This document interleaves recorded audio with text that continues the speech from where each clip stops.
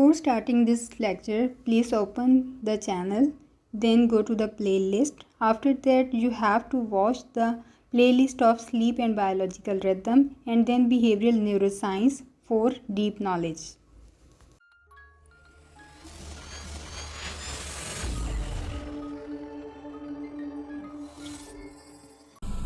Nervous system है। Nervous system last हमने क्या पढ़ा था, कौन बताएगा? जल्दी से एक क्विक रिव्यू कर दें, की टर्म्स लिखें जल्दी से जो हमने कल पढ़ी थी। तो आज हम देख रहे हैं नर्वस सिस्टम। नर्वस सिस्टम हमने नर्वस सिस्टम की सब डिविजन्स और उनके फंक्शंस को स्पेशली जहाँ पे इन्वेंट जो किए गए हैं उनको स्टडी करना है, और उन न्यूरोप्लास्टिसिटी का ब्रेन ट्रॉमा के ऊपर क्या इम्पैक्ट होता है और न्यूरोप्लास्टिसिटी इटसेल्फ क्या होती है, ये भी हमने देखना है। नर्वस सिस्टम हमने देखा कि ये एक वास्ट कम्युनिकेशन नेटवर्क है। इस नेटवर्क में क्या चीज़ मौजूद है? नर्व्स मौजूद हैं जो इस नेटवर्क को बनाते हैं, इस कम्युनिकेशन नेटवर्क को बनाते हैं। और इन नर्व्स में क्या होते हैं? बंडल्स होते हैं न्यूरॉन्स के, और ये सारी बॉडी में फैले हुए होते हैं, जहाँ से वो बॉडी से मैसेज को रिसीव करते हैं, उसे प्रोसेस करते हैं और उस इंफॉर्मेशन को ट्रांसमिट कर देते हैं ब्रेन की तरफ या फिर ब्रेन से बॉडी की तरफ। अब इसमें हमारे पास दो प्राइमरी सब सिस्टम्स होते हैं हमारे नर्वस सिस्टम के।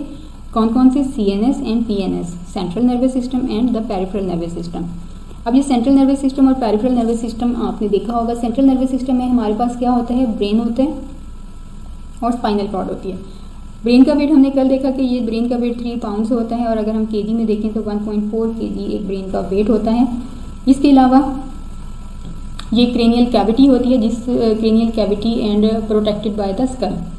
अब ये जो भी हमारा 2 हेमिस्फेयर्स हैं, ब्रेन है, ब्रेन क्या होता है? एक सॉफ्ट रिंकल्ड ऑर्गन है और इसके अंदर 2 हेमिस्फेयर्स होते हैं और ये बड़ा प्रोटेक्टेड होते हैं। तो ये बहुत ही सॉफ्ट सा एक मटेरियल है हमारी बॉडी का, एक ऑर्गन है हमारी बॉडी का, जो इन केस होता है किसमें? क्रेनियल कैविटी में and protected by the skull. सबसे पहले तो क्रेनियल कैविटी होती है, उसके वो भी प्रोटेक्टेड होती है किसके साथ? स्कल के साथ। काफ़ी हार्ड होती है ये स्कल। देखिए हमारे अल्लाह ने हमारे ब्रेन को किस तरह से प्रोटेक्ट किया हुआ है। अब ये सेंट्रल नर्वस सिस्टम क्या है? ये एक ऐसा हमारी बॉडी का सिस्टम है जहाँ पे इंफॉर्मेशन जो है रिसीव होती है, प्रोसेस होती है और फिर ट्रांसमिट होती है। मतलब ब्रेन का काम है उसने रिसीव भी करना है, उसने उस इंफॉर्मेशन को प्रोसेस भी करना है और फिर दोबारा बॉडी की तरफ ट्रांसमिट भी करना है। इसके अलावा हमारा जो ब्रेन है वो मेंटल फंक्शंस को भी कंट्रोल कर रहा है, जैसे कि कॉन्शियसनेस है, डिसीजन मेकिंग है, मेमोरी है और मूवमेंट। ये सारी चीज़ें भी कहाँ पे कंट्रोल हो रही हैं? हमारे ब्रेन में। अब हम अक्सर कहते हैं कि ये दिल का फैसला है, दिल ने ऐसे कहा है। तो अगर हम उसको लॉजिकली देखेंगे तो दिल तो नहीं बोलता, वो तो पावर दे रहा है ब्रेन को ये सब काम करने की, तो सब कुछ तो ब्रेन में हो रहा होता है। It also controls physiological functions. ठीक है, मेंटल फंक्शंस के अलावा ये फिजियोलॉजिकल फंक्शंस को भी कंट्रोल करता है। मेंटल फंक्शंस आपको समझ आना चाहिए कि वो सारे साइकोलॉजिकल होते हैं, और फिजियोलॉजिकल फंक्शंस जैसे कि हमारा हार्ट का रेट क्या होगा, हार्ट रेट इंक्रीज या डिक्रीज भी इसी बेसिस पे होता है ना, कि हमारे जो लिम्बिक सिस्टम है हमारे ब्रेन का, उसने स्टिमुलस को परसीव किस तरह से किया है, वो न्यूरोप्लास्टिसिटी किस तरह से डेवलप हो गई है किसी भी स्टिमुलाई को लेके, तो उसके अकॉर्डिंगली हमारा हार्ट रेट भी ऊपर नीचे होता रहता है। वो उसके बाद ब्रीदिंग है, ब्लड प्रेशर है एंड डाइजेशन है। तो ये सारे क्या हैं? फिजियोलॉजिकल फंक्शंस हैं, जो इनको भी कंट्रोल क्या कर रहा है? हमारा ब्रेन ही कर रहा है। आपने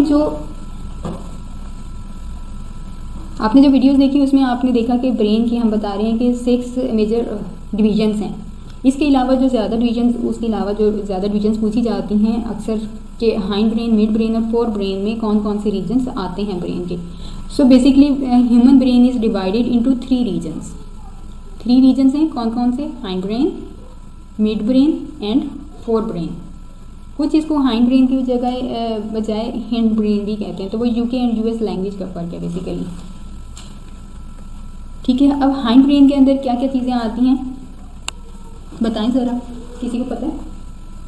हाइंड ब्रेन के अंदर होता है cerebellum, medulla oblongata, pons and cerebellum. ठीक हो गया, बिल्कुल सेरिबेलम है, इसमें मेडुला ऑब्लोंगेटा भी है या मेडुला भी अकेला कह देते हैं। इसके अलावा इसमें पोन्स हैं और रेटिकुलर फॉर्मेशन भी है। अब रेटिकुलर फॉर्मेशन एक ऐसी चीज़ है जो जिसका कुछ हिस्सा हाइंड ब्रेन में भी है और इसका कुछ हिस्सा मिड ब्रेन में भी चला जाता है। अब ये होता क्या है देखते हैं। अब ये सारे इंपॉर्टेंट पार्ट्स आपने वीडियोस में देख लिए कि सेरिबेलम क्या है, मेडुला क्या है, पोन्स क्या हैं, और उसके बाद जो वहाँ पे रह गया है वो है रेटिकुलर फॉर्मेशन। ये क्या है, जो ब्रेन स्टेम का अगर हम इनसाइड देखें, ब्रेन स्टेम के इनसाइड, तो रेटिकुलर फॉर्मेशन फिल्टर करता है इनकमिंग स्टिमुलाई को and relay information to other parts of the brain. The reticular formation is also partially located in the mid brain. अब ये रेटिकुलर फॉर्मेशन एक ऐसी चीज़ है जो पार्शली मिड ब्रेन में भी लाई करता है। जितनी भी ब्रेन स्टेम की, क्योंकि ये अंदर होता है और सारी इन्फॉर्मेशन ब्रेन स्टेम से होके जाती है, तो इसका मकसद क्या है कि इसने इन्फॉर्मेशन को फिल्टर करना है, जो भी इनकमिंग स्टिमुलाई है उसको फिल्टर करना है, और इस इन्फॉर्मेशन को उसने ब्रेन के दूसरे पार्ट्स तक पहुंचाना है। अगर उसका दिल करेगा तो पहुंचा देगा, नहीं दिल करेगा तो नहीं पहुंचाएगा। ठीक है, सो ये क्या है कि इसने फिल्टर करना है और दूसरे पार्ट्स तक पहुंचा देना है। बाकी पार्ट्स को आपने वीडियो में देखा डिटेल से कि उन पार्ट्स में क्या क्या चीज़ें हैं और वो क्या कंट्रोल करते हैं और वो कहाँ पे लोकेट करते हैं ब्रेन में। नेक्स्ट आपने देखा मिड ब्रेन में क्या है, ये एक स्मॉल रीजन है जो हाइंड ब्रेन के बिल्कुल ऊपर लोकेट करता है। अब इसका क्या मकसद है, इसका है मोटर कंट्रोल करना, vision, hearing, arousal, sleeping and temperature को रेगुलेट करना इसका काम है। ठीक है, तो रेगुलेशन का काम किसके ज़िम्मे आ गया, मिड ब्रेन के, कि इसने हमारे मोटर कंट्रोल को, हमारी vision, hearing, arousal, sleep and temperature को रेगुलेट करना है।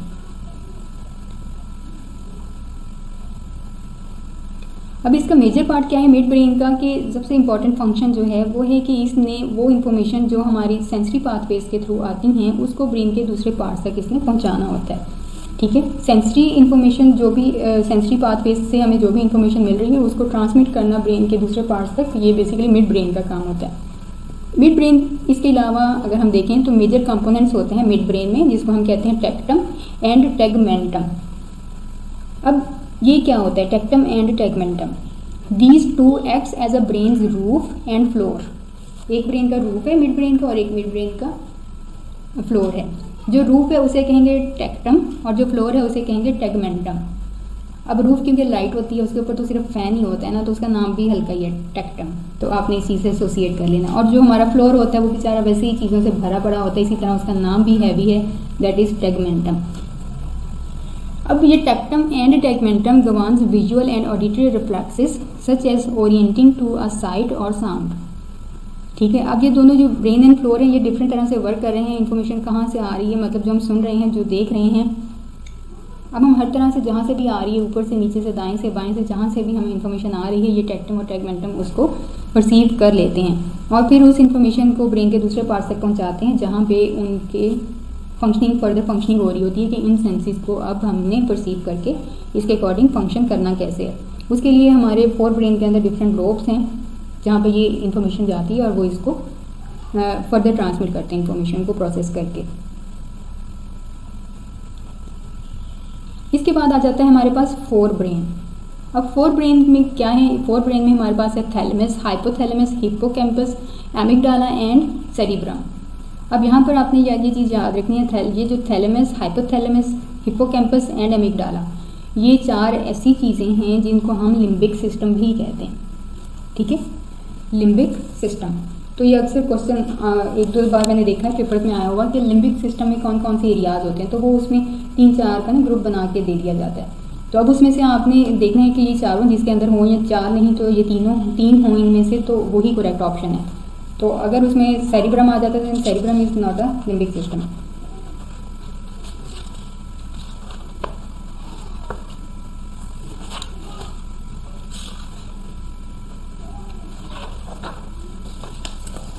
अब यहाँ पर लिम्बिक सिस्टम जब हम बात कर रहे हैं तो ये सारी जो चीज़ें हैं ये बेसिकली हमारे इमोशंस और मेमोरी के साथ वर्क कर रही होती हैं। तो लिम्बिक सिस्टम किसको डील करता है, इमोशंस एंड मेमोरीज को।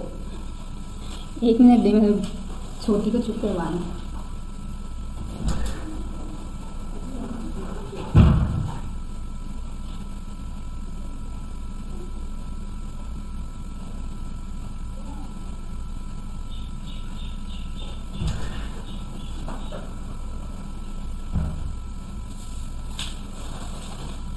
ठीक है भैया, लिम्बिक सिस्टम किसको डील करता है, हमारी इमोशंस एंड मेमोरीज को। तो बेसिक चीज़ है। अब वो बेसिक लिम्बिक सिस्टम के अंदर कौन सी चीज़ है जो इमोशंस और मेमोरी को डील कर रही है इन चारों में से, तो चलिए उसको देखते हैं।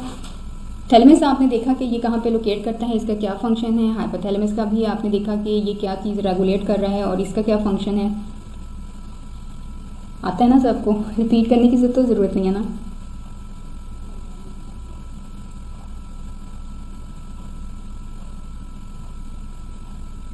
ओके, सबको पता है,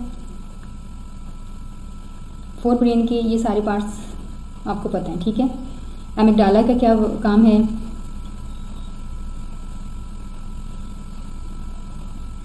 ठीक है,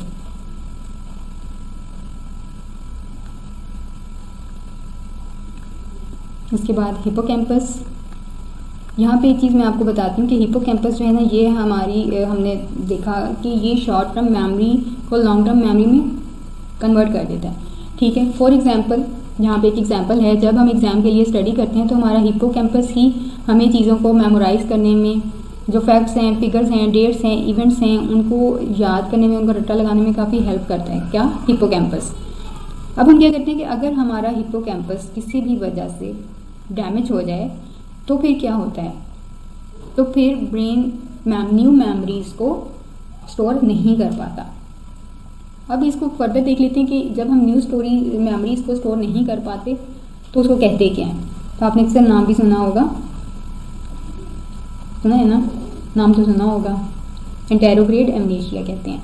अब क्या होता है, अगर हमारा हिपोकैम्पस डैमेज हो जाए, यहाँ आपको साइड पे एक छोटे से बॉक्स में नज़र आ रहा है, damage to the hippocampus does not eliminate existing memories because memories are stored in the neocortex. हमारे ब्रेन का एक रीजन है नियोकॉर्टेक्स, क्योंकि मेमोरीज जो होती हैं वो नियोकॉर्टेक्स में जाके स्टोर हो जाती हैं। तो अगर जो हमारी एग्जिस्टिंग मेमोरीज हैं, तो हिप्पोकैम्पस डैमेज होने से बेसिकली वो एग्जिस्टिंग मेमोरीज डैमेज नहीं होती। एग्जिस्टिंग मेमोरीज किसी और वजह से डैमेज होती हैं, और उनके डैमेज होने को हम क्या कहते हैं, ये हम मेमोरी के चैप्टर में फर्दर डिस्कस करेंगे। लेकिन अगर हिप्पोकैम्पस का एरिया डैमेज होता है तो हमारी एग्जिस्टिंग मेमोरीज जो है वो बिल्कुल डैमेज नहीं होती, वो ऑलरेडी मौजूद होती हैं। हाँ, लेकिन ये प्रिवेंट करता है फॉर्मेशन ऑफ न्यू मेमोरीज़ को। हम न्यू मेमोरीज फॉर्मेट नहीं कर पाते, उनको स्टोर नहीं कर पाते। So this condition is known as anterograde amnesia. ठीक हो, तो ये जो एमनेशिया की टाइप है इंटेरोग्रेड, वो हिप्पोकैम्पस से रिलेटेड है। ये हमने पहले बात की कि अगर हम टुगेदर थैलेमस, हाइपोथैलेमस, एमिगडाला और हिप्पोकैम्पस की बात करें तो ये सारी चीज़ें मिलकर क्या बनाती हैं, लिम्बिक सिस्टम। और ये एक ऐसा सिस्टम है जो रेगुलेट करता है हमारे इमोशंस को और ड्राइव्स को और हमारी मेमोरी को। ड्राइव्स मतलब hunger, thirst and sex, these are the drives. Okay, इसके बाद हमने देखा कि सेरिब्रम क्या होता है। ये हमारे ब्रेन का लार्जेस्ट पार्ट है जिसके अंदर 4 लोब्स भी होती हैं। अब अगर ये सेरिब्रल कॉर्टेक्स किसी वजह से डैमेज हो जाए तो क्या होता है?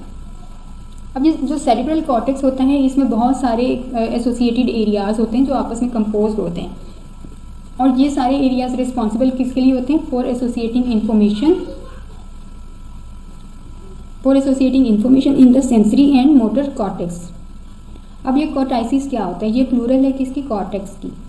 सेंसरी और मोटर इन्फॉर्मेशन जितनी भी होती हैं, ये बेसिकली ये जितने भी एरियाज़ हैं इसके अंदर, वो सारी इन एरियाज़ के साथ एसोसिएटेड होती हैं। तो कॉर्टाइसिस हम कॉर्टेक्स का प्लूरल वर्ड है जिसको हम कॉर्टाइसिस कहते हैं। अगर इन एसोसिएशन एरियाज़ में डैमेज हो जाए तो हमें बहुत सारी डिसफंक्शनिंग की वैरायटी मिलेगी, जिसमें सबसे पहले इंक्लूड है एप्रेक्सिया। एप्रेक्सिया क्या है? The inability to organise movements, क्योंकि हमने बात की कि इसके अंदर जो एसोसिएटेड एरियाज हैं वो sensory and motor related function से रिलेटेड हैं। तो एप्रेक्सिया क्या है? Inability to organise movements. हम सही से मूव नहीं कर पाते, जाना कहीं चाहते हैं चले कहीं चाहते हैं, उठाना कुछ चाहते हैं उठा कुछ और लेते हैं, मीन्स कि हमारी ये जो मूवमेंट्स हैं ये हमारे कंट्रोल में नहीं रहती। तो दैट इज़ एप्रेक्सिया। उसके बाद है एग्नोसिया।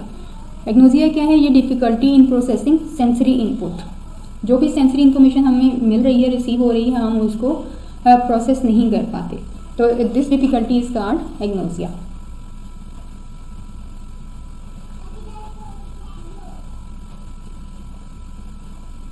ठीक है, अप्रोक्सिया हो गया, एग्नोसिया हो गया। इसके बाद है डिफ़िकल्टी एलेक्सिया। एलेक्सिया क्या है? The inability to read. अगर हम कुछ सही से रीड ना कर पाएँ, रीड करने में भी हमारी आई साइट इन्वॉल्व है ना, तो अब अगर हम रीड नहीं कर पाते तो that problem is called Alexia. और अगर हम राइट नहीं कर पाते देन दैट इज कॉल्ड एग्राफिया। ठीक हो गया, एग्राफिया। अब तो ये हमारे पास 4 टर्म्स हैं जो सेरिब्रल कॉर्टेक्स से रिलेटेड हैं कि अगर इस एरिया में डैमेज हो जाए तो इससे रिलेटेड जितने भी एसोसिएटेड एरियाज़ हैं उनमें से कोई भी डिफ़िकल्टी हमें फेस करनी पड़ सकती है। अब इसके अंदर आपने फर्दर लोब्स देखी कि इसमें कितनी तरह की लोब्स हैं और उन लोब्स का क्या फंक्शन है। Frontal lobe, parietal lobe, temporal lobe and occipital lobe. I hope इसको रिपीट करने की ज़रूरत नहीं है।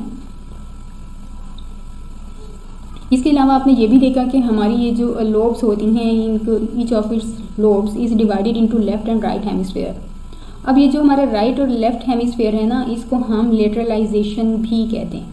मतलब राइट हेमिस्फेयर कुछ और फंक्शन कर रहा है और लेफ्ट हेमिस्फेयर की कुछ और फंक्शनिंग है, तो इनकी अलग अलग इस तरह की फंक्शनिंग को, उनकी अलग अलग करेक्टरिस्टिक्स को हम लेटरलाइजेशन कहते हैं। ठीक है, इस टर्म को याद रखने के लेटरलाइजेशन क्या होती है। तो इसका क्या मतलब है, some functions are localised to particular hemispheres. कुछ हर जो लेफ्ट और राइट हेमिस्फेयर है बेसिकली वो कुछ स्पेसिफिक फंक्शंस के साथ इन्वॉल्व हैं। दोनों हेमिस्फेयर्स एक तरह का काम नहीं करते, दोनों अलग अलग तरह से वर्क करते हैं। तो इनके बहुत मेजर डिफरेंट किस्म की इनकी करैक्टरिस्टिक्स आपने वीडियोस में देखी होंगी कि लेफ़्ट और राइट क्या काम कर रहे होते हैं। इनमें से कौन सा हेमिस्फेयर है जो कहता है कि मेरी मर्जी जो मैं मर्जी करूं, कहता है मुझे इंडिपेंडेंटली काम करने दें, कौन सा है?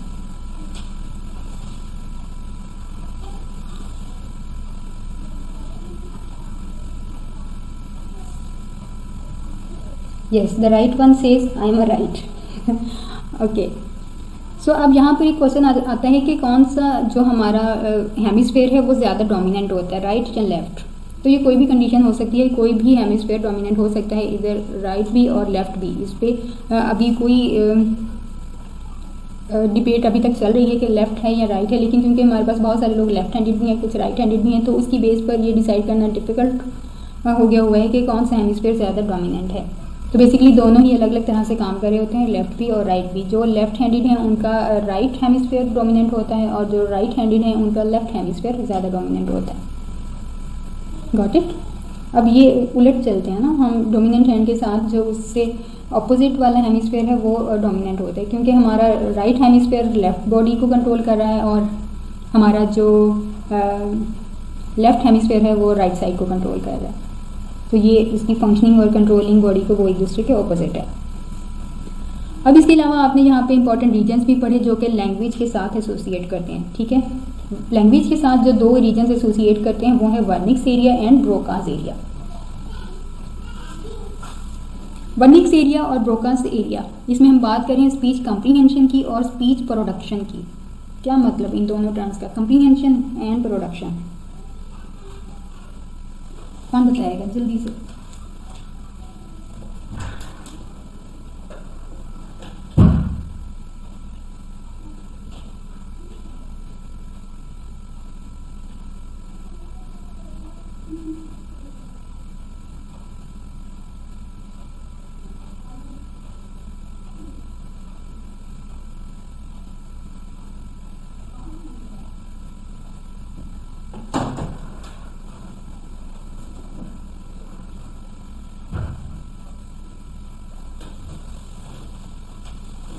मरियम कह रही हैं कि कम्प्रीहेंशन मीन समझ के बोलना और प्रोडक्शन लफ्ज़ बनाना।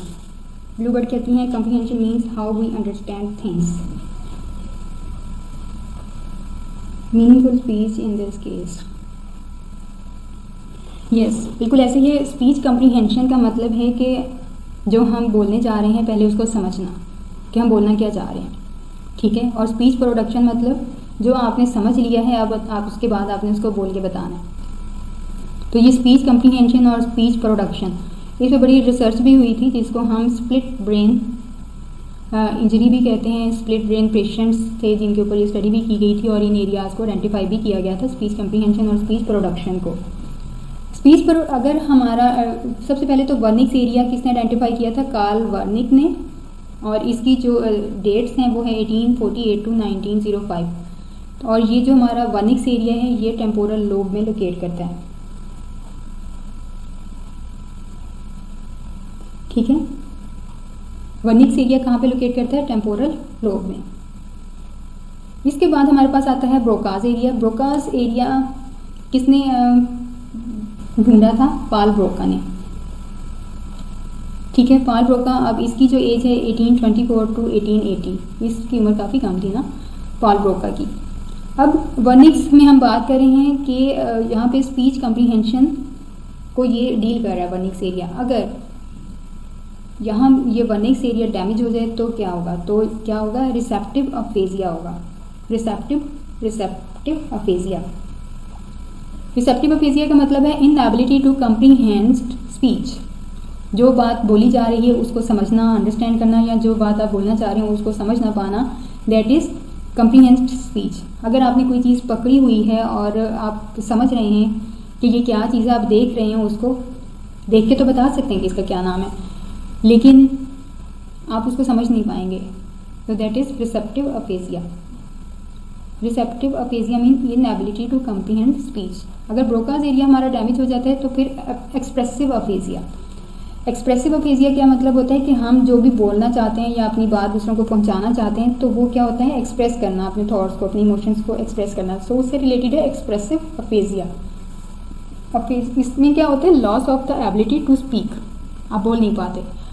अगर आप किसी चीज़ को विजुअली देखेंगे तो तब तो आप उसका नाम बता देंगे कि ये क्या चीज़ है। फॉर एग्जाम्पल, अगर हमारा इनमें से कोई भी एरिया डैमेज हो जाता है तो लाइक वर्निक्स एरिया अगर हमारा डैमेज हो गया है तो हम स्क्रीन के पीछे आपके हाथ में कोई भी चीज़ आपको पकड़ाते हैं कि ये जो चीज़ आपको पकड़ाई गई है इसका आपने नाम बताना है। अब क्या होगा, क्योंकि एरिया तो डैमेज हो गया है, वो उसको समझ नहीं पा रहा। अगर वो उस चीज़ को अपनी सेंसेस या हैंड के साथ वो आइडेंटिफाई कर पा रहा है तो वो उसको बोल नहीं सकेगा कि ये क्या चीज़ है। और ये भी उस सूरत में होगा अगर उनका स्प्लिट ब्रेन अगर इंजरी हुई है, कॉर्पस कैलोजम अगर कर दिया जाए तो फिर तो वो बिल्कुल भी नहीं बता सकेंगे कि ये क्या चीज़ मैंने पकड़ी हुई है। देख के आइडेंटिफाई कर लेंगे, बोल लेंगे, लेकिन अगर इस तरह का उनके साथ एक्सपेरिमेंट किया जाए तो वो समझ तो लेंगे लेकिन बोल नहीं सकेंगे। किस सूरत में, अगर उनकी स्प्लिट ब्रेन इंजरी हुई हो या इस तरह का कोई ऑपरेट हुआ हो तो।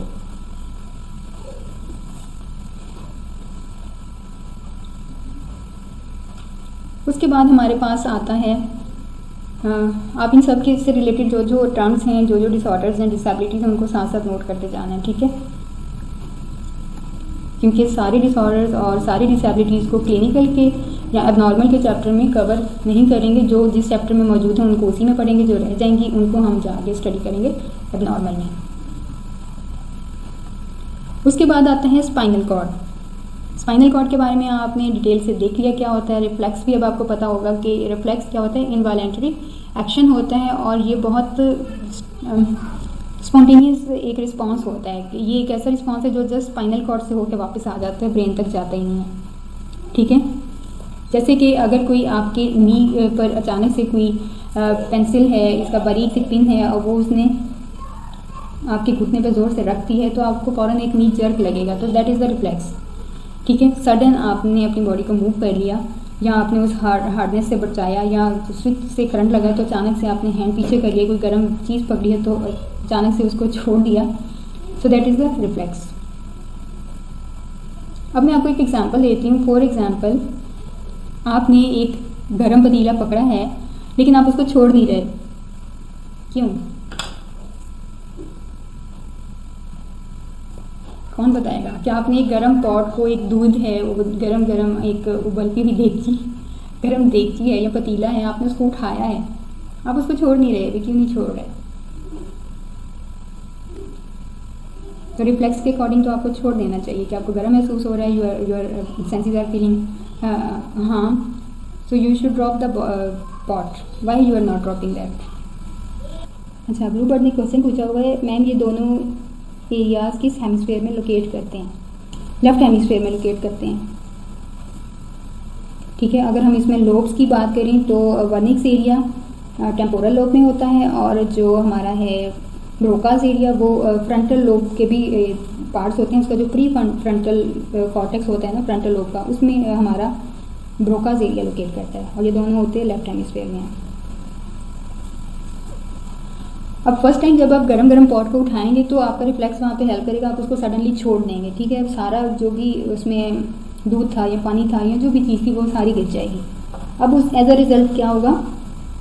अब उसका रिज़ल्ट ये होगा कि अम्मी से अच्छी खासी डांट पड़ेगी, 2-3 दिन तक धुलाई होती रहेगी, ठीक है, और आप उस बिहेवियर को लर्न कर लेंगे। कि अगर मैंने ये छोड़ा नेक्स्ट टाइम तो मुझे बहुत ही ज़्यादा डांट पड़ेगी। तो अब आपने ये चीज़ लर्न कर ली है, आपके जो आपके बॉडी का जो न्यूरल स्ट्रक्चर है वो उस डांट के अकॉर्डिंग अब डेवलप हो गया होगा, ठीक है, एक मेमोरी आपके माइंड में बैठ गई है। तो अब नेक्स्ट टाइम आप क्या करेंगे, जब भी आप गर्म बर्तन को उठाएंगे तो आप उसे ड्रॉप करने की कोशिश नहीं करेंगे, ठीक है। आप जल्दी से उठा के उसे साइड पे रखेंगे और फिर काफ़ी देर तक हम क्या होंगे, इधर उछलते रहेंगे, हमारे हैंड्स आर बर्निंग, कि हैंड्स बंद हो जाए होते हैं तो बस अम्मी की डांट नहीं पड़नी चाहिए। सो ये होती हैं वो रीज़न जब हम कुछ जानते हुए भी कि ये हमें हार्म कर रहा है तो हमारे रिफ्लेक्सेस वहाँ पे हमारी हेल्प नहीं करते, हम उसको पकड़ के रखते हैं, चीज़ों को होल्ड करके रखते हैं, ठीक है। Maryam got it? बिल्कुल मरियम, इसको लर्न हेल्पलेसनेस ही कहते हैं, ठीक है। यस मरियम।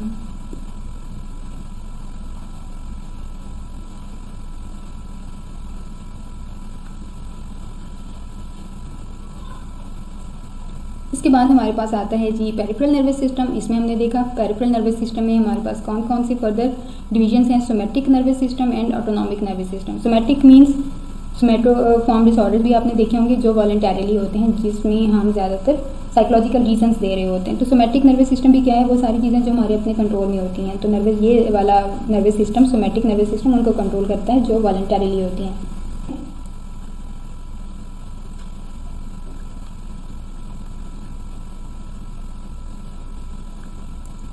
उसके बाद ऑटोनॉमिक नर्वस सिस्टम, नाम से है जाहिर है कि ऑटोमेटिक जो चीज़ें हमारी बॉडी के अंदर रेगुलेट हो रही हैं वो ऑटोनॉमिक नर्वस सिस्टम है। अब उसमें भी हमारे पास दो डिवीजन हैं, सिंपैथेटिक एंड पैरासिम्पैथेटिक, ठीक है। अब इन दोनों का क्या वर्क होता है ये भी आपने डिटेल से देखा होगा।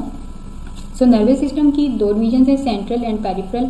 सेंट्रल में हमारे पास ब्रेन और स्पाइनल कॉर्ड आता है, पेरिफेरल में सोमैटिक और ऑटोनॉमिक, और उसके बाद फर्दर ये डिवाइड होता है सिंपैथेटिक और पैरासिम्पैथेटिक में।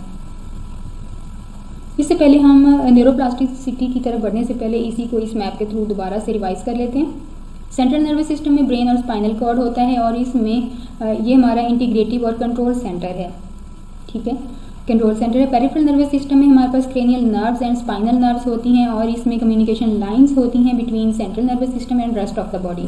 सो कम्युनिकेशन लाइंस कहाँ पर होती हैं, पेरिफेरल नर्वस सिस्टम में, और cranial nerves and spinal nerves भी पेरिफेरल नर्वस सिस्टम में होती हैं। पेरिफेरल नर्वस सिस्टम से जो इन्फॉर्मेशन है वो मोटर या अफेरेंट डिवीजन की तरफ जाती है। अब यहाँ पे वर्किंग कैसे हो रही है इस ग्राफ में आप देखेंगे, सेंसरी या अफेरेंट डिवीजन, ये हमारी जितनी भी सोमैटिक या वेसिकुलर सेंसरी नर्व फाइबर्स होते हैं, ये सारी इंफॉर्मेशन या ये सारी इम्पल्सिस इस डिवीजन में कंडक्ट होती हैं और यहाँ से रिसेप्टर्स इंफॉर्मेशन लेके जाते हैं सेंट्रल नर्वस सिस्टम की तरफ। सेंट्रल नर्वस सिस्टम में ये हमारी जो स्पाइनल और क्रेनियल नर्व्स होती हैं, ये कम्युनिकेशन लाइंस हैं, ये वहाँ से इंफॉर्मेशन को पहुँचाती हैं सेंट्रल नर्वस सिस्टम में। सेंट्रल नर्वस सिस्टम से इंफॉर्मेशन आती है पीएनएस में, पीएनएस फर्दर इंफॉर्मेशन को भेज देता है कहाँ पे, मोटर या इफेरेंट डिवीजन्स में। पीएनएस के अंदर ही होती हैं मोटर या इफेरेंट डिवीजन्स, ठीक है। अब मोटर डिवीजन्स या इफेरेंट डिवीजन्स जो भी इम्पल्सिस या जो भी डिसीजन हो गया है ब्रेन में, वहाँ से वो सारी इंफॉर्मेशन लेकर ये इम्पल्सिस सीएनएस से मसल्स या ग्लैंड्स की तरफ जाती हैं, ठीक है। मसल्स और ग्लैंड्स अब अकॉर्डिंग टू द स्टिमुलस ये डिसाइड करते हैं कि रिस्पांस किस तरह का होना चाहिए, ऑटोनॉमिक या फिर सोमैटिक। अब सोमैटिक नर्वस सिस्टम में आपकी सोमैटिक मोटर या वॉलंटरीली मूवमेंट्स आ जाती हैं, इसमें स्केलेटल मसल्स से रिलेटेड जो भी इम्पल्सिस हैं वो सारी यहाँ पर आती हैं, ठीक है। स्केलेटल मसल्स में अब हमारे पास क्या है, upper limbs and lower limbs. Upper limbs कौन से होते हैं, हमारे दोनों हाथ। लोअर लिम्स होती हैं हमारी दोनों लेग्स। इसी तरह लेफ्ट और राइट लिम्स भी कहते हैं। लेफ्ट लिम्स में आपका left hand and left leg, और राइट लिम्स में आपकी right hand and right leg. These are the called limbs, जो हमारे स्केलेटल मसल्स में ये सारी चीज़ें इंक्लूड होती हैं। Then autonomic nervous system, ANS भी इसको कहते हैं। इसमें जितनी भी वेसिकुलर मोटर एक्टिविटीज़ होती हैं वो इनवॉलंटरी होती हैं। इसमें इम्पल्सिस CNS से कंडक्ट होके कहाँ पर आती हैं, हमारे कार्डियक मसल्स की तरफ, स्मूथ मसल्स की तरफ और ग्लैंड्स की तरफ, ठीक है। अब ये कौन से मसल्स होते हैं, cardiac muscles, smooth muscles and glands. Cardiac muscles का तो आपको पता है, स्मूथ मसल्स कौन से होते हैं।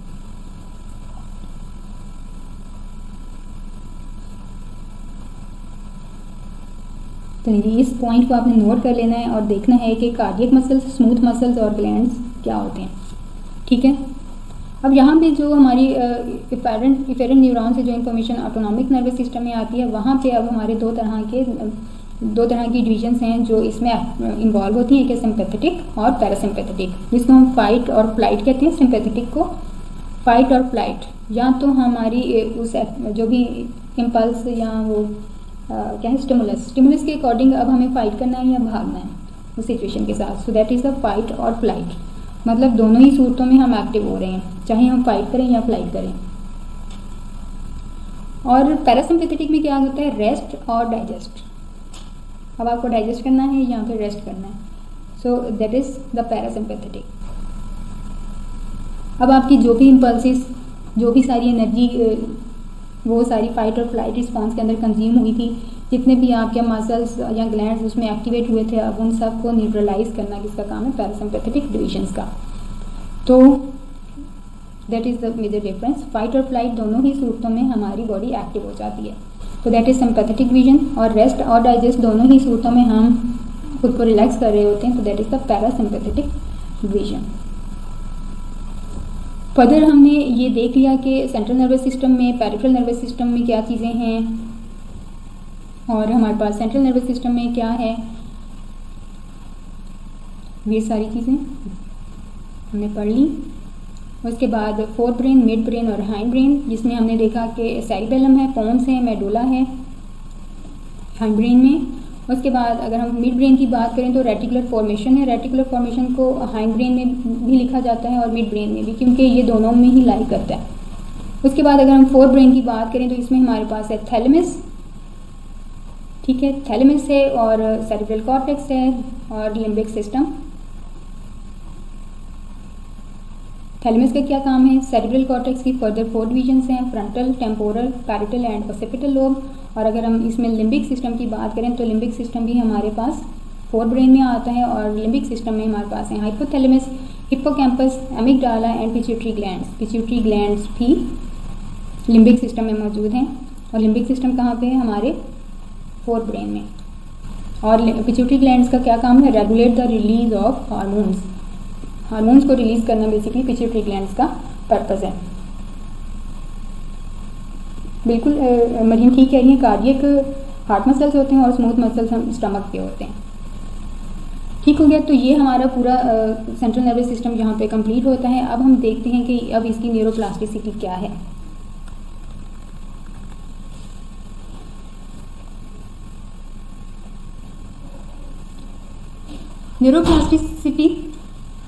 Neuroplasticity is the central nervous system possesses an important property called neuroplasticity. This refers to the central nervous system's ability to adapt to change its connections and functioning in response to environmental stimuli or trauma. तो neuroplasticity क्या है, हम stimuli जो भी हम environment में या किसी ट्रॉमा के थ्रू जो भी स्टिमुलस प्रोड्यूस होता है, हम उसके अकॉर्डिंग हमारी बॉडी जो सेंट्रल नर्वस सिस्टम है वो उन चीज़ों को अडॉप्ट करता है, और जो भी हमारी बॉडी के अंदर ऑलरेडी कनेक्शंस हैं या फंक्शनिंग है उसको चेंज कर देता है। इसको हम कहते हैं न्यूरोप्लास्टिसिटी। जैसे कि कल भी मैंने आपको बताया था कि हम जब बिहेवियर को चेंज करना चाहते हैं, वो जो भी उनकी न्यूरल पाथवे जो पहले से बन चुका हुआ है, जब हम उसको मॉडिफाई करना चाहते हैं और हम उसके बार बार सेशंस लेते हैं, तो उसको हम जो भी अंदर एक न्यू कनेक्शंस बन रहे होते हैं, न्यू पाथवे बन रहा होता है इन्फॉर्मेशन का, या इन्फॉर्मेशन चेंज हो रही होती है, तो उसको हम कहते हैं neuroplasticity. So that point is clear.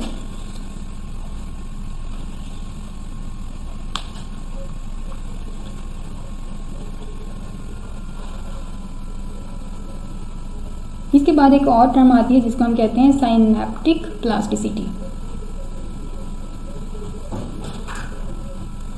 Synaptic plasticity क्या होते हैं, जो ऑलरेडी हमारे कनेक्शन या पाथवेज बन चुके होते हैं, ये या तो उनको स्ट्रेथन कर देता है या फिर उसको वीक कर देता है। तो पार्टिकुलर साइनेप्सिस जो ओवर टाइम टू टाइम हो रहे होते हैं, ये उनको या तो स्ट्रेथन कर देता है या वीकन कर देता है।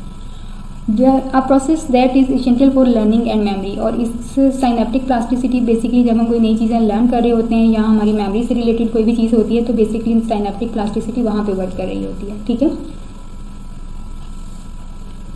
हमने कोई चीज़ लर्न की है, आपने क्लास में लेक्चर सुना, आपको समझ आ गया, उसके बाद मैंने आपको कुछ पढ़ाया, आपको और अच्छे से समझ आ गया, और आपने फिर खुद से सेल्फ स्टडी की तो आपको बहुत सारी ऐसी बातें भी पता लग गई जो मैंने भी नहीं बताई। ठीक है, सो ये क्या है, साइनेप्टिक प्लास्टिसिटी है।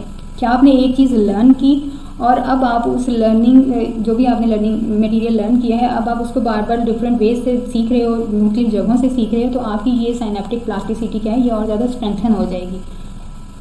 ठीक हो गया। और वीक कब होती है, जब हमने एक चीज़ लर्न की, उससे हमें अपोजिट कहीं से कुछ और पता लग गया और फिर हमें कुछ ऑल्टरनेट पता लग गया। सो वहाँ पे क्या होता है, जो आपने पहले से चीज़ें लर्न की होती हैं या आपकी मेमोरी में जो पहले से चीज़ें होती हैं वो उस साइनेप्टिक प्लास्टिसिटी को वीकन कर देती हैं। सो साइनेप्टिक प्लास्टिसिटी का ताल्लुक बिल्कुल एक मॉडरेटर या मॉडरेटर की तरह वर्क करता है, जैसे मैंने आपको रिसर्च के चैप्टर में बताया था अबाउट मॉडरेटिंग वेरिएबल्स। तो synaptic plasticity is just like that. अब ये जो न्यूरोप्लास्टिसिटी है जिसकी हमने पहले बात की, ये जैसे जैसे हम एजिड होते जाते हैं तो ये डिमिनिश होती जाती है, और ये बहुत ज़्यादा होती है कब, जब हम इन्फेंसी या चाइल्डहुड में होते हैं तो न्यूरोप्लास्टिसिटी बहुत ज़्यादा हाई होती है। ये मैंने कल भी आपको बताया था जब हम माइलिनेशन की बात कर रहे थे।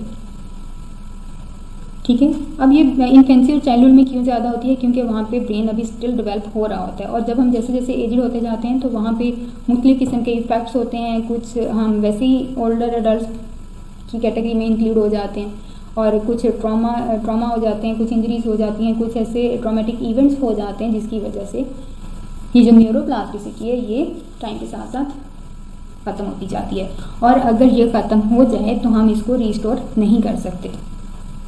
ठीक है,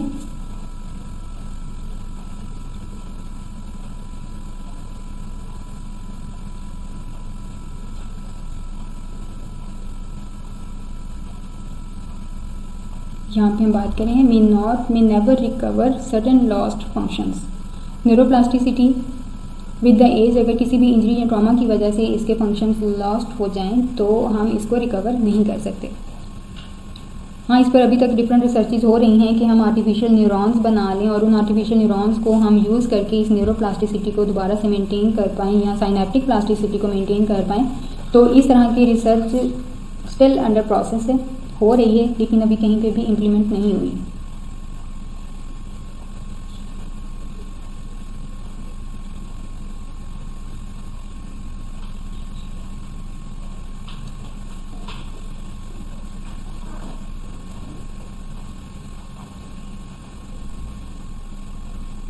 यहाँ पे हम बात कर रहे हैं damage from spinal cord injuries. Spinal cord की इंजरी से जो भी डैमेज होता है जिसकी वजह से हमें स्ट्रोक हो सकता है, अल्जाइमर डिजीज़ हो सकती है या पार्किंसंस डिजीज़ होती हैं, ये अक्सर इरिवर्सिबल होती हैं। अगर ये हो जाएं तो हम उनको रिवर्स नहीं कर सकते। अब ये जो मैंने आपको पहले रिसर्च बताई थी कि इस तरह की रिसर्च की जा रही है, उस रिसर्च को हम कहते हैं न्यूरोजेनेसिस। ठीक है, अब ये न्यूरोजेनेसिस क्या है, is the process of creating new neurons in an effort to reverse such damage, but there is still a lot of progress yet to be made. Okay, तो हम इस तरह की रिसर्च को क्या कहते हैं, जहाँ पे हम न्यू न्यूरॉन्स को क्रिएट करें ताकि हमारा ये जो भी डैमेज हुआ है इन इंजरीज़ की वजह से हम उसको रिवर्स कर सकें। इस पर अभी तक रिसर्च चल रही है, और इस जो रिसर्च हो रही है इसको हम कहते हैं न्यूरोजेनेसिस।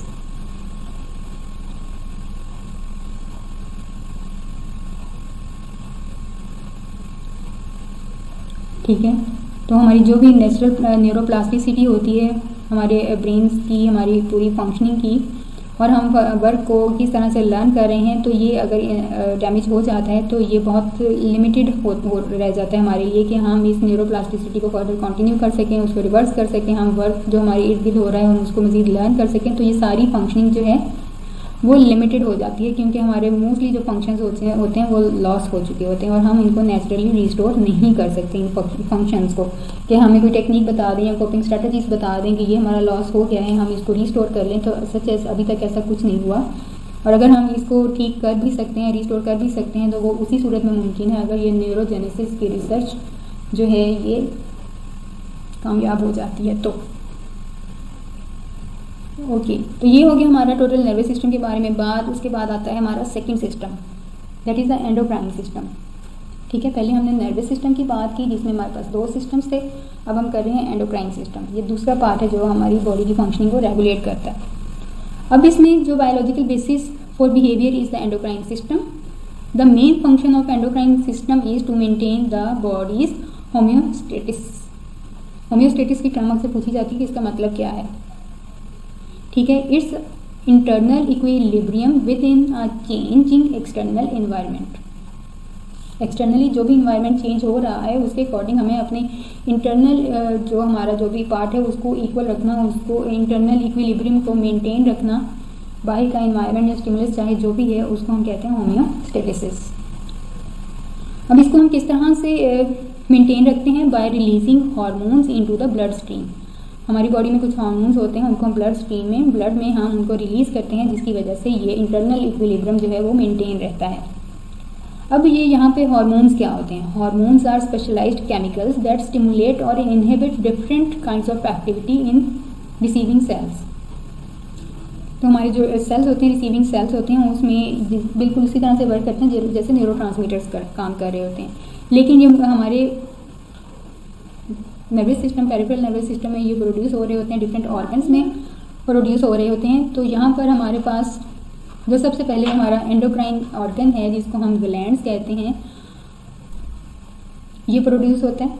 ठीक है, सॉरी, ये जो हार्मोन्स हैं ये कहाँ पे प्रोड्यूस होते हैं? ये हमारे एंडोक्राइन ऑर्गन्स होते हैं, जिनको हम ग्लैंड्स कहते हैं, ये वहाँ पे प्रोड्यूस होते हैं। तो हार्मोन्स का पर्पस या उनका फंक्शन बिल्कुल इसी तरह से है जिस तरह से न्यूरोट्रांसमीटर्स का है, क्योंकि दोनों ही इंफॉर्मेशन को कन्वे करते हैं in the form of chemical messages. ठीक है, बस न्यूरोट्रांसमीटर्स जो होते हैं वो वर्क कर रहे होते हैं लाइक एन इलेक्ट्रिसिटी, जिस तरह से इलेक्ट्रिसिटी काम करती है। लेकिन ये जो हार्मोन्स होते हैं ये वर्क थोड़ा डिफरेंट तरीके से कर रहे होते हैं।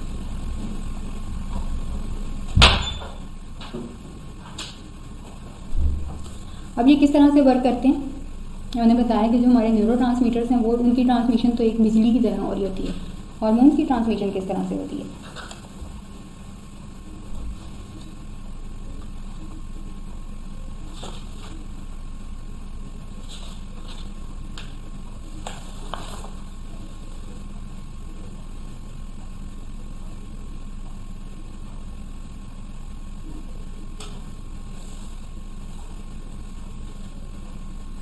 नहीं पता। ब्लड स्ट्रीम में होती है।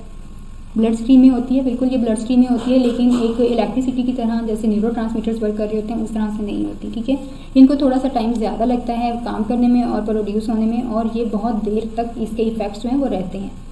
ठीक है, जो हार्मोन्स होते हैं काम तो इनका वही है जो न्यूरोट्रांसमीटर्स का है, लेकिन ये थोड़ा देर से प्रोड्यूस होते हैं, देर से वर्क करते हैं, लेकिन जो इनके रिजल्ट्स होते हैं उसके इफ़ेक्ट्स काफ़ी देर तक रहते हैं। अगर हमारे हार्मोन्स इम्बैलेंस हो जाएं तो क्या होगा? अगर हमारे हार्मोन्स इम्बैलेंस हो जाएं तो हम जो बिहेव करेंगे वो थोड़ा इरेगुलर करेंगे। ठीक है, और ये इरेगुलर जो हमारा बिहेवियर है वो काफ़ी टाइम तक मेंटेन रहेगा। अब हमारी बॉडी में बहुत सारी टाइप्स के हार्मोन्स हैं और हर हार्मोन जो है वो एक डिफरेंट वे से इफ़ेक्ट कर रहा है किसको? हमारे टिश्यूज़ को, ऑर्गन्स को और ऑर्गेनिक सिस्टम को। तो ये जो हार्मोन्स हैं हर एक का एक डिफरेंट वर्क है। जैसे न्यूरोट्रांसमीटर का वर्क है, न्यूरोट्रांसमीटर्स हमारे डिफरेंट जो हमारे मूड रिलेटेड जितनी भी वर्किंग है या मोटर रिलेटेड है वहाँ पे वर्क कर रहे होते हैं, और ये जो हार्मोन्स होते हैं ये हमारे टिश्यूज़ को, ऑर्गन्स को और जितने भी ऑर्गेनिक सिस्टम है या ऑर्गन सिस्टम है हमारी बॉडी में, ये सब उनको अपनी ही एक यूनिक वे से इफेक्ट कर रहा होता है।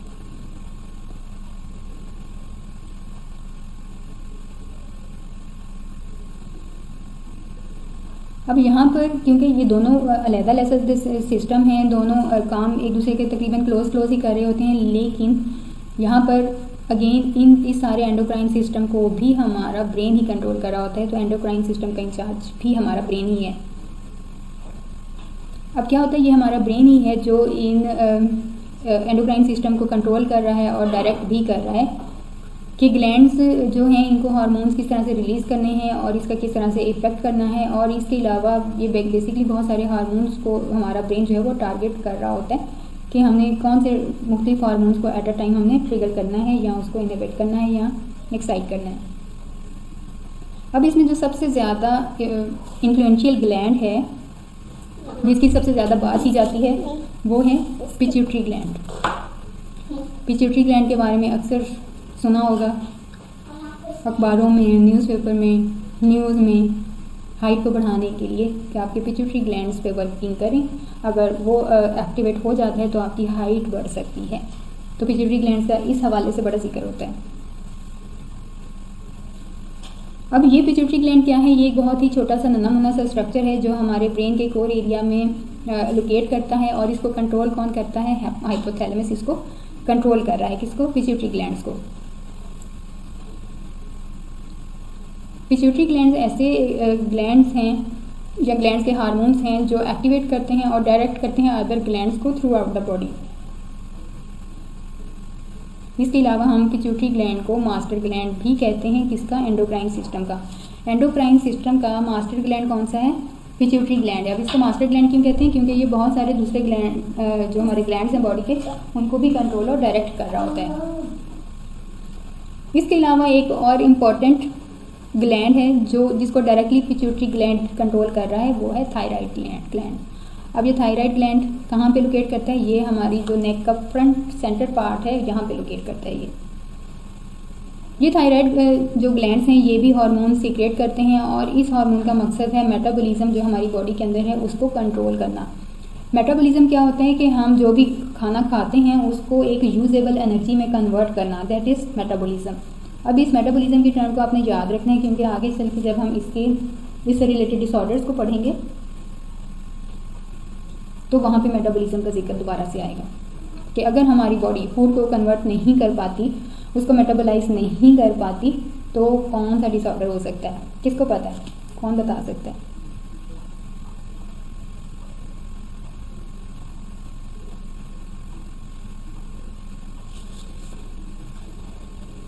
गोइटर। अच्छा, वैसे ये गोइटर टर्म मैंने पहली दफ़ा सुनी है। I will note it down and will search it later कि what is this.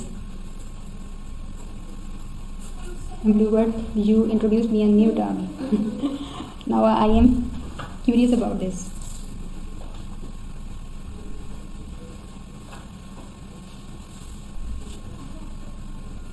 Okay, I think नहीं पता किसी को,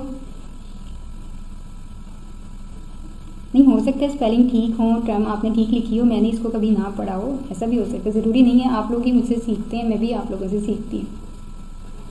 ठीक है, जैसे मैं आपको रिफ्लेक्सिस का बता रही थी कि पॉट हमसे नहीं गिर रहा, तो हम उसमें एक बिहेवियर है हमने लर्न कर लिया। अब उस लर्निंग बिहेवियर को हम क्या कहते हैं, या हमें मरियम ने बताया कि उसको हम लर्न हेल्पलेसनेस कहते हैं। हालांकि मुझे पता था लेकिन मेरे माइंड में उस वक्त नहीं आया, लेकिन मरियम ने यहाँ हमें बताया कि इसको हम लर्न हेल्पलेसनेस कहते हैं। ठीक है, तो हम एक दूसरे से बेसिकली सभी सीख रहे होते हैं।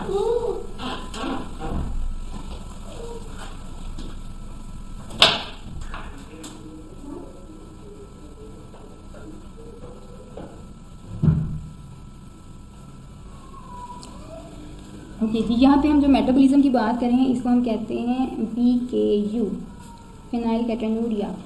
ये एक डिसऑर्डर है जिसको हम देखेंगे, जो कि बेसिकली इस मेटाबॉलिज्म पे ही वर्क कर रहा होता है कि जब हमारी बॉडी हमारे खाने को एंजाइम्स में, मिनरल्स में कन्वर्ट नहीं कर पाती, प्रोटीन्स में कन्वर्ट नहीं कर पाती, तो फिर कौन सा डिसऑर्डर होता है, तो फिनाइल कैटोन्यूरिया होता है। और अगर ये हो जाए तो क्या होता है, तो फिनाइलैलानीन एक हमारा हार्मोन प्रोड्यूस होता है, तो अगर उसकी ज़्यादती हो जाए तो क्या हो जाता है, अगर उसकी कमी हो जाए तो क्या हो जाता है। तो ये सारी चीज़ें बेसिकली इसी पे रिलाई कर रही हैं, किस पे, मेटाबॉलिज्म पे। ओके जी, अब हमने प्रीवियस सेक्शन में बात की कि जब भी हम किसी फ्राइटनिंग या डेंजरस सिचुएशन को देखते हैं तो हमारा सिंपैथेटिक नर्वस सिस्टम जो है वो एक्शन में आ जाता है। जब वो एक्शन में आता है तो क्या होता है, हमारी किडनीज़ के टॉप पर एंडोक्राइन ऑर्गन्स होते हैं जिसको हम कहते हैं एड्रेनल ग्लैंड्स। एड्रेनल ग्लैंड्स कहाँ पर मौजूद होते हैं, हमारी किडनीज़ के टॉप पर होते हैं ये। ठीक है, अब जैसे ही हम इस तरह की सिचुएशन में जाते हैं और हमारा सिंपैथेटिक नर्वस सिस्टम एक्टिवेट हो जाता है, एक्शन में आ जाता है, तो ये ग्लैंड्स क्या करते हैं, ये फ़ौरन से हार्मोन्स सीक्रेट करते हैं और एक्टिवेट कर देते हैं हमारे फाइट और फ्लाइट रिस्पॉन्स को। ठीक हो गया।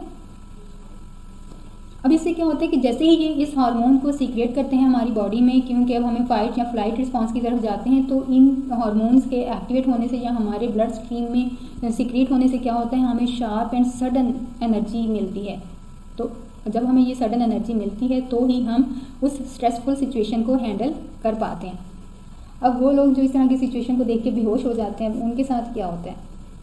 दैट मीन्स कि उनके एड्रेनल ग्लैंड्स वर्क नहीं कर रहे, तो वो डायरेक्ट बेहोश ही हो गए। उनको जितनी एनर्जी की ज़रूरत थी वो उनको मिली नहीं, और उल्टा एनर्जी डाउन हो गई, जो थी वो भी कंज्यूम हो गई और वो अनकॉन्शियस हो गए। ऐसा ही होता है।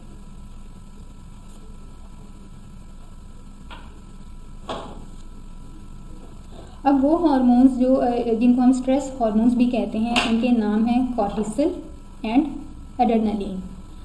इन दोनों हार्मोन, ये दो वो हार्मोन्स हैं जो इस तरह की स्ट्रेसफुल सिचुएशन में सीक्रेट होते हैं, इनको हम स्ट्रेस हार्मोन्स भी कहते हैं। तो स्ट्रेस हार्मोन्स के का नाम क्या है? Cortisol and adrenaline. इन दोनों हार्मोन्स को हम एपाइनेफ्राइन भी कहते हैं।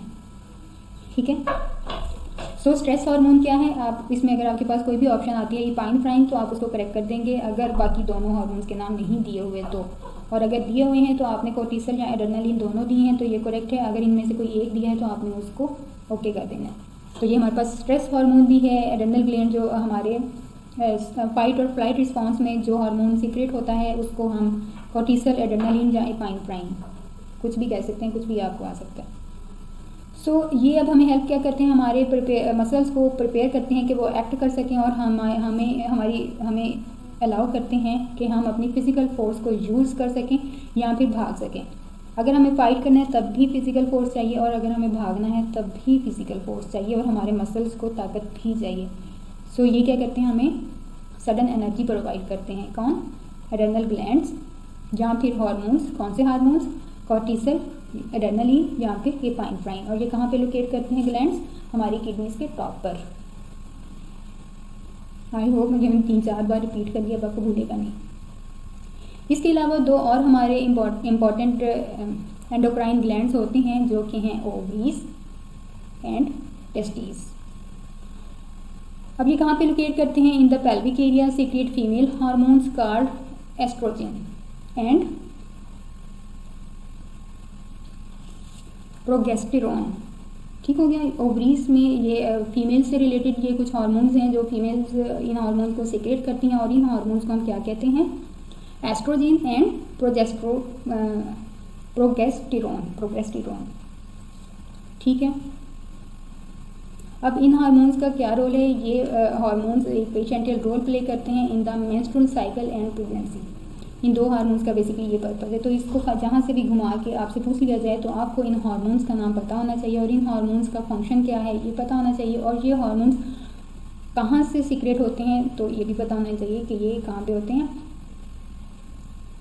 ओवरीज में। और ओवरीज कहाँ पे लोकेट करती हैं? पेल्विक एरिया में। तो आपको ओवरीज या पेल्विक एरिया कोई भी आपको अगर लोकेशन आ जाती है तो आपको ये पता होना चाहिए।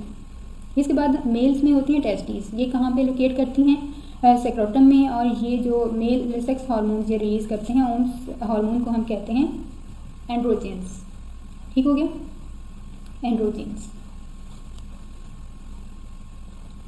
एस्ट्रोजन फीमेल में होता है, एंड्रोजेंस मेल्स में होता है। इसके अलावा प्रोगेस्टेरोन फीमेल्स में होता है, तो आपने इसको प्रेगनेंसी के साथ रिलेट कर लेना है। तो प्रेगनेंसी फीमेल्स में होती है, सो दैट इज़ प्रोगेस्टेरोन जो हार्मोन है ये भी फीमेल्स में होता है, and androgens is related to mails.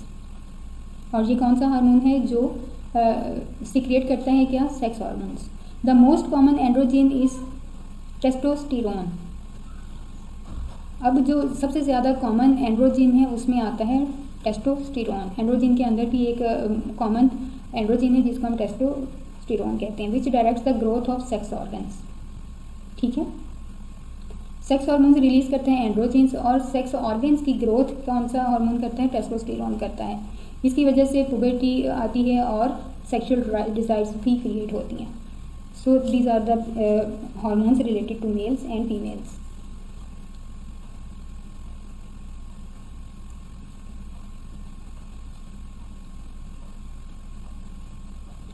अब अगर हमें अपनी ब्रेन की एनाटॉमी को, फिजियोलॉजी को, मीन स्ट्रक्चर और फंक्शन को अगर हम देखना चाह रहे हैं कि ये इसको हम किस तरह से लर्न करते हैं या इनको किस तरह से आइडेंटिफाई करते हैं, तो उसके लिए हमारे पास डिफरेंट टेक्निक्स हैं।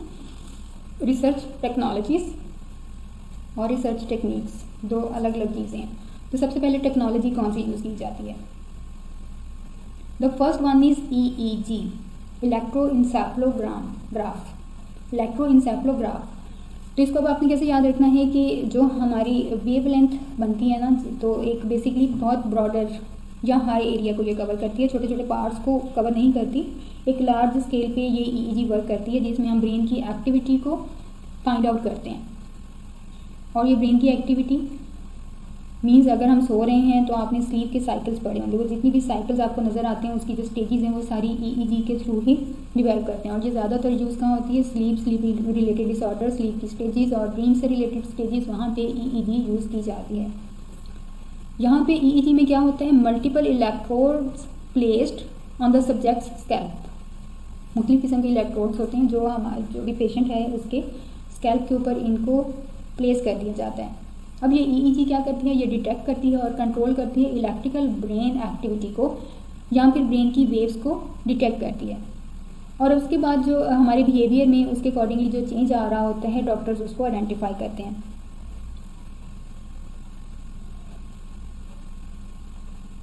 अब यहाँ पे आपने याद रखना है कि ये जो ब्रेन की जितनी भी एक्टिविटी होती है ये उसको बता रहा है कि ब्रेन इस वक्त एक्टिव है या नॉन एक्टिव है, या इस वक्त आप अगर ड्रीम देख रहे हैं तो ब्रेन की एक्टिविटी किस लेवल पे जा रही है।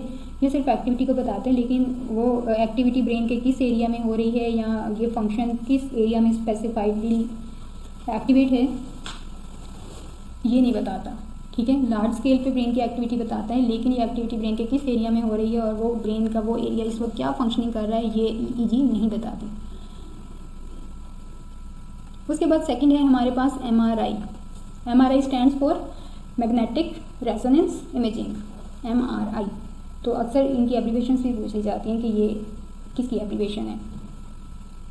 अब ये एक क्योंकि मैग्नेटिक रेजोनेंस इमेजिंग है, इमेजिंग से याद रखना है कि ये एक इमेजिंग टेक्निक है। इसमें आपके पास इमेजेस आती हैं जो हमें बताती हैं radio frequency waves of the brain after exposing it to a magnetic field. एक मैग्नेटिक फील्ड में हम एमआरआई के लिए एक मैग्नेटिक फील्ड में बॉडी को लेके जाते हैं, उसके बाद हम वहाँ पे ब्रेन की जो डिफरेंट रेडियो फ्रीक्वेंसी वेव्स होती हैं उसको एक्सपोज करते हैं। इसका जो रिज़ल्ट आता है वो काफ़ी डिटेल होता है और इसमें जो हमारे पास इमेजेस होती हैं वो काफ़ी हाई रेजोल्यूशन इमेजेस होती हैं ब्रेन के स्ट्रक्चर की इमेजेस हमारे पास आती हैं। अब इससे क्या होता है कि हमें ये हेल्प हो जाती है रिसर्चर्स को कि ब्रेन के रीजन्स कौन से डिफरेंट बिहेवियर्स के साथ एसोसिएटेड है। ठीक है, स्पेशली अगर हमारी ब्रेन इंजरी है, किसी भी वजह से हमारा बिहेवियर में कोई चेंजिंग्स आई हैं तो एमआरआई करवाई जाती है। उस एमआरआई के थ्रू ब्रेन के डिफरेंट एंगल्स से जो इमेजेस आती हैं हाई रेजोल्यूशन इमेजेस, तो उसमें पता लगता है कि इस वक्त ब्रेन का कौन सा एरिया डैमेज है जिसकी वजह से इनके बिहेवियर में ये वाली चेंजेस आई हुई हैं।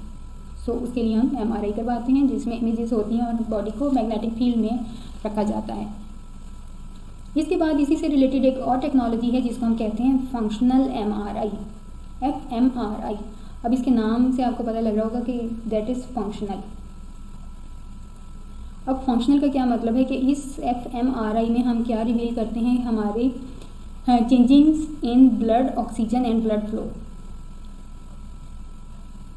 ठीक है, अब इसमें क्या होगा कि हमारी जो भी न्यूरल एक्टिविटी हो रही है ना, हम यहाँ पे बेसिकली उस ऑनगोइंग एबिलिटी को, न्यूरल एक्टिविटी को हम यहाँ पे डिटेक्ट करते हैं। रिसर्चर्स इन सारी चेंजिंग्स को, ऑनगोइंग न्यूरल एक्टिविटी को की जो भी चेंजिंग्स हैं उनको डिटेक्ट करने के काबिल होता है एफएमआरआई के थ्रू।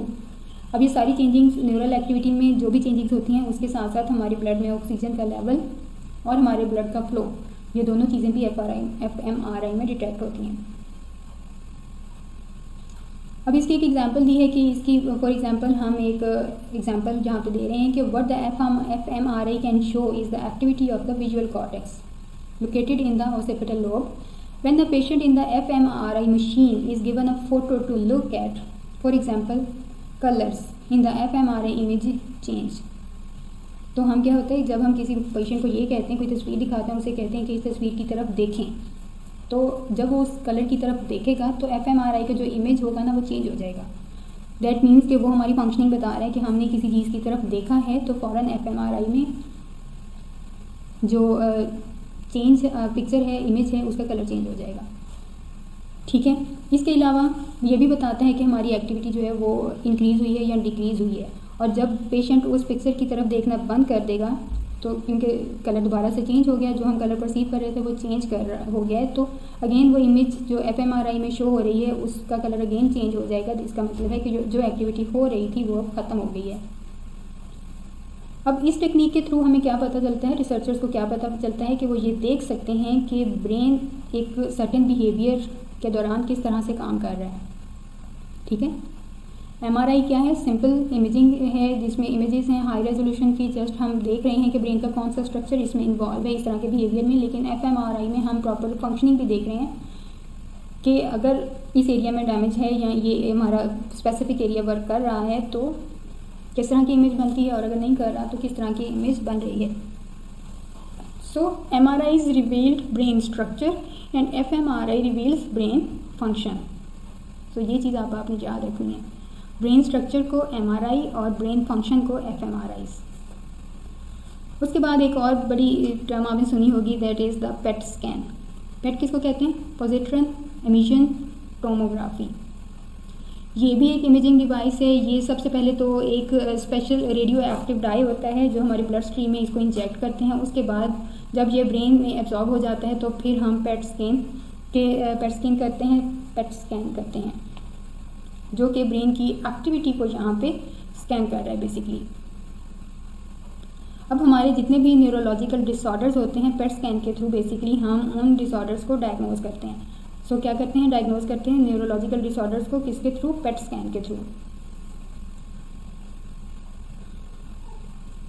अब जब ये पेट स्कैन करते हैं तो ही हम ये क्लियर करते हैं कि किसी भी पर्सन को अल्जाइमर डिसीज़ है या फिर किसी तरह का कोई डिमेंशिया है, एपिलेप्सी है। तो ये जितने भी हमारे पास न्यूरल रिलेटेड जो डिसऑर्डर्स हैं हम उनको पेट स्कैन के थ्रू आइडेंटिफाई करते हैं। तो अब ये कौन से हैं हमारे पास, अल्जाइमर डिसीज़ है, डिमेंशिया है या फिर एपिलेप्सी है। तो अब पेट स्कैन के थ्रू बेसिकली ये स्कैन एग्जैक्ट एरिया को पिन पॉइंट कर देता है कि ये वाला ब्रेन का एरिया इस तरह के सीजर्स में इन्वॉल्व है, ये सारा हाथ ब्रेन के इस एरिया का है। तो अब इस पे वर्किंग करनी है, उसको रीस्टोर करना है, उसको रीजनरेट करना है या ड्रग्स के थ्रू कंट्रोल करना है, कैसे कंट्रोल करना है, तो उसके बाद फिर डॉक्टर्स डिसाइड करते हैं। इसके अलावा एक और भी सोफिस्टिकेटेड इमेजिंग डिवाइस है जिसको हम कहते हैं CT स्कैन। CT स्कैन क्या होता है, ये बेसिकली एक्सरे टेक्नोलॉजी होती है। CT स्कैन में हम क्या होता है, बहुत ही हाई डिटेल्ड और 3 डायमेंशनल इमेजेस होती हैं हमारे ब्रेन की एनाटॉमी की। बिल्कुल पेट स्कैन की तरह CT स्कैन जो है ये बहुत ज़्यादा ब्रेन की फिजियोलॉजी और फंक्शनिंग को रिवील नहीं करता, लेकिन ये ब्रेन की एनाटॉमी को बेसिकली रिवील करता है। पेट स्कैन में हम फंक्शनिंग देख रहे हैं और CT स्कैन में हम क्या देख रहे हैं, क्या देख रहे हैं हम CT स्कैन में,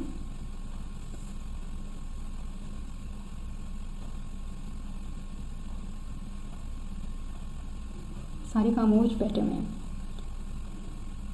ठीक है, CT स्कैन में हम ब्रेन की एनाटॉमी को देखते हैं बिल्कुल। ओके जी, सो ये सारा हो गया। अब ये तो होगी हमारे पास रिसर्च टेक्नोलॉजीज़। अब रिसर्च स्ट्रेटजीज़ भी होती हैं। अब हमारे जैसे साइकोलॉजिस्ट वो तो ये सारे काम नहीं कर सकते जो हमने पहले पढ़े। अब हम क्या करेंगे, हम ब्रेन इंजरी स्टडीज़ करेंगे। ठीक है, अब इधर के ये जो भी कुछ हो रहा है, जो भी ब्रेन की फिजियोलॉजी है, एनाटॉमी है, हम अब उसको डिफरेंट तरह के रिसर्च डिज़ाइंस उसमें इन्वॉल्व होंगे। अब चेक करेंगे कि वो कौन से रिसर्च डिज़ाइन हम यूज़ करते हैं। अब हम उसमें हेरिटेबिलिटी भी चेक करेंगे, हम उनकी साइकोलॉजिकल ट्रेड्स को चेक करेंगे, और इन सब के लिए जो हमारे पास 3 बेसिक स्ट्रेटजीज़ हैं उसको हम कहते हैं brain injury studies, split brain studies and twin studies. So research strategies, अगर हम इस तरह की न्यूरोलॉजिकल रिसर्च करना चाह रहे हैं फिजियोलॉजिकल साइकोलॉजी से रिलेटेड, तो हम ब्रेन इंजरी स्टडीज़ करेंगे, हम स्प्लिट ब्रेन स्टडीज़ करेंगे और ट्विन स्टडीज़ करेंगे। ठीक है, उससे पहले हमने क्या देखा, जो हमारे डॉक्टर्स ज़्यादातर यूज़ करते हैं वो क्या है, MRI है, fMRI है, उसके बाद CT स्कैन है, EEG है। सो इस तरह के डिफरेंट टेक्निक्स हैं। अब ब्रेन इंजरी स्टडीज़ क्या होती हैं,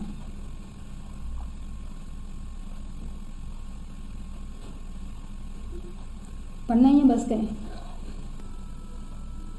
और हमारे पास कितना रहता है, हमारे पास हैं ब्रेन इंजरी की स्टडीज़ हैं हमारे पास ये वाली, और इसमें कुछ रिसर्चर्स के नाम भी हैं। फिर हमारे पास ट्विन स्टडीज़ हैं, उसमें भी हमारे पास एक साइकोलॉजिस्ट का नाम है। और उसके बाद हेरिडिटी, इन्वायरमेंट और एवोल्यूशन किस तरह से इफ़ेक्ट करते हैं और उनकी स्टडीज़ किस तरह से की जाती है, कुछ उसके बारे में बातें हैं।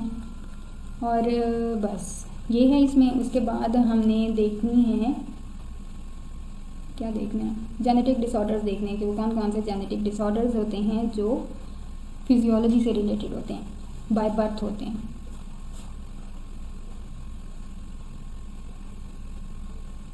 ओके, यू आर सेइंग कि आप सेल्फ स्टडी करेंगे इन टॉपिक्स की।